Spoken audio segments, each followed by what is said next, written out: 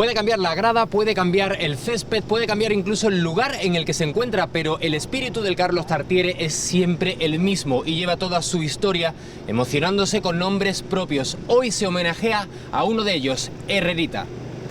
Las entrañas del Carlos Tartiere han sido hoy testigo de emociones, de reencuentros y de anécdotas que tejen vidas, todo para homenajear a Herrerita.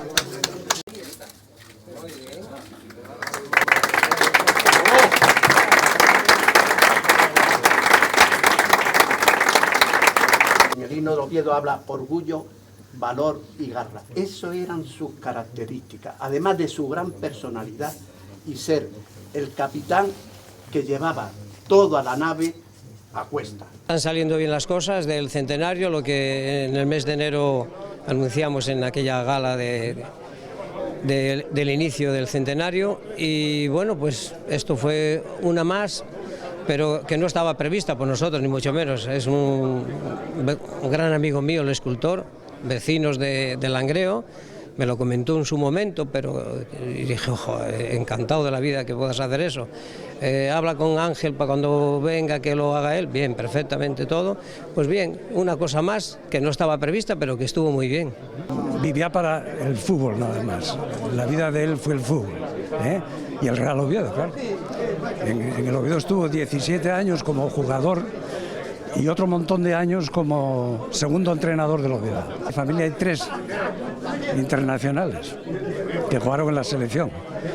Y dice, ay no, mi padre, Chus Alonso, que salió del Oviedo y jugó en el Madrid y jugó en la selección española, que era hermano de mi madre, y mi hermano Chus Herrera, que murió con 24 años, pero también jugó en la selección española.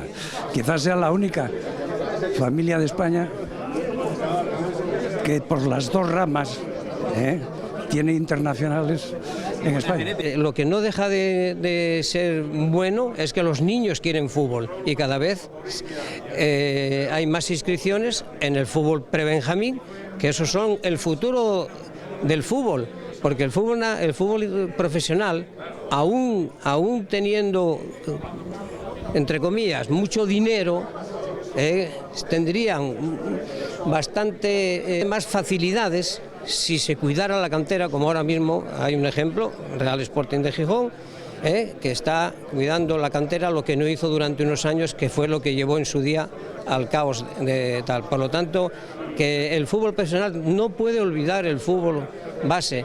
Pocas horas después, los focos del fútbol de élite llegan al Carlos Tartiere con la selección. Un fútbol espectacular que todo el mundo admira y disfruta, pero que no nos olvidemos vive de la base y sobre todo de su historia.